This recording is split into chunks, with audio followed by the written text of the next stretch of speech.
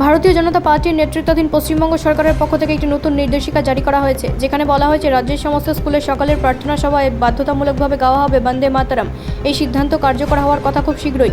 সরকারের তরফে জানানো হয়েছে, এই উদ্যোগের মূল উদ্দেশ্য হল ছাত্রছাত্রীদের মধ্যে দেশপ্রেম, জাতীয় চেতনা এবং সাংস্কৃতিক মূল্যবোধ জাগ্রত করা। শিক্ষা দপ্তরের মতে বন্দে মাতরম শুধু একটি গান নয়, এটি দেশের স্বাধীনতা আন্দোলনের একটি গুরুত্বপূর্ণ প্রতীক। তবে এই সিদ্ধান্তকে ঘিরে ইতিমধ্যেই শুরু হয়েছে তীব্র রাজনৈতিক তরজা। বিরোধী দলগুলির অভিযোগ, এই সিদ্ধান্ত শিক্ষাঙ্গনকে রাজনৈতিকভাবে প্রভাবিত করার চেষ্টা। তাদের মতে একটি নির্দিষ্ট গান বাধ্যতামূলক করা সংবিধানের মৌলিক অধিকারের প্রশ্ন তুলতে পারে।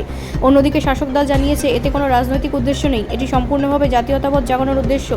শিক্ষাবিদদের প্রতিক্রিয়া। একাংশের শিক্ষাবিদ এই সিদ্ধান্তকে স্বাগত জানিয়ে বলেছেন, ছাত্রছাত্রীদের মধ্যে দেশপ্রেম জাগানোর জন্য এটি একটি ইতিবাচক পদক্ষেপ। তবে অন্য অংশের মত, শিক্ষাঙ্গন হওয়া উচিত সম্পূর্ণ নিরপেক্ষ, সেখানে কোনো কিছুই জোর করে চাপিয়ে দেওয়া উচিত নয়। শিক্ষক ও পড়ুয়াদের প্রতিক্রিয়া। শিক্ষকদের একাংশ জানিয়েছেন, তারা সরকারের নির্দেশ মেনে চলবেন, তবে বাস্তবায়নের ক্ষেত্রে কিছু প্রশাসনিক চ্যালেঞ্জ থাকতে পারে। ছাত্রছাত্রীদের মধ্যেও মিশ্র প্রতিক্রিয়া। কেউ এটিকে গর্বের বিষয় হিসেবে দেখছে, কেউ আবার বলছে বাধ্যতামূলক না করে স্বেচ্ছায় অংশগ্রহণের সুযোগ দেওয়া উচিত। সব মিলিয়ে বন্দে মাতরম বাধ্যতামূলক করার এই সিদ্ধান্ত রাজ্যের শিক্ষা ও রাজনৈতিক মহলে বড় বিতর্কের জন্ম দিয়েছে। ব্যুরো রিপোর্ট, রাষ্ট্রীয় প্রসার বাংলা।